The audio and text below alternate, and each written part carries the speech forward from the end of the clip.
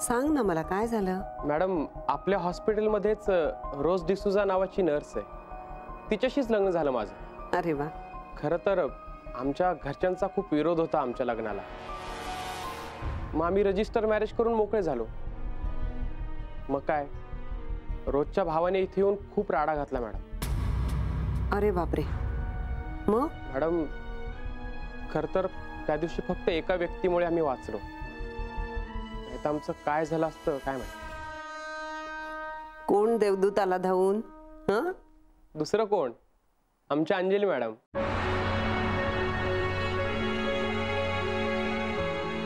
अंजली?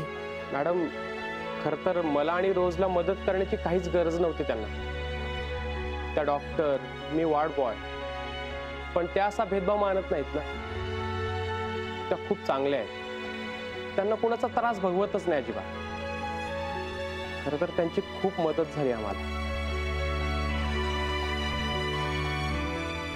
बरं मॅडम, मी येतो आता, जरा काम आहे वाढ. नाही प्रदीप, थांब जरा 2 मिनिटं. काय मॅडम? मला नीट सगळं सांग, काय झालं होतं?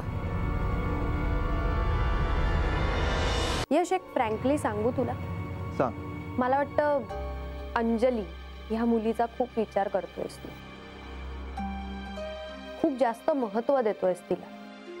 काय बोलतेस? अरे हो, फॅक्ट आहे ही. अरे ती साधी एक इंटर्न मुलगी आहे. काही लोकांनी जाऊन काकूंकडे तिचं कौतुक केलं तर काय बिघडतं? ती स्वतः तर गेली नाहीये ना काकूंकडे स्वतःच कौतुक करून घ्यायला.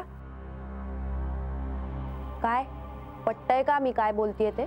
तरी सुद्धा एक गोष्ट घडते ते अंजलीमुळे, जे तुझ्या लक्षात येत नाहीये. डॅडचे विचार तुला माहित आहेतच, गरिबांची सेवा अँड ऑल. आणि ती अंजली आल्यापासून या सगळ्या गोष्टी परत एनकरेज व्हायला लागल्यात आपल्या हॉस्पिटलमध्ये. आधी फक्त गरीब वॉर्ड होता, पण आता तसं नाहीये. मला अशी भीती वाटायला लागली की हे सगळं हॉस्पिटलच गरीब वॉर्ड होतंय की काय. म्हणजे एकीकडे मी हायटेक हॉस्पिटलची स्वप्न बघतो आणि दुसरीकडे डॅड डॉक्टर कमी आणि सोशल वर्कर जास्त वाटू लागले त्या अंजलीमुळे.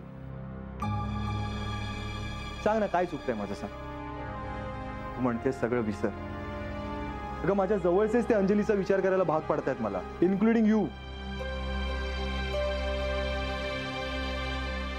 सांग ना, काय चुकतंय मग माझं? सांग. यश, मी जरा काकूंना बघून येते.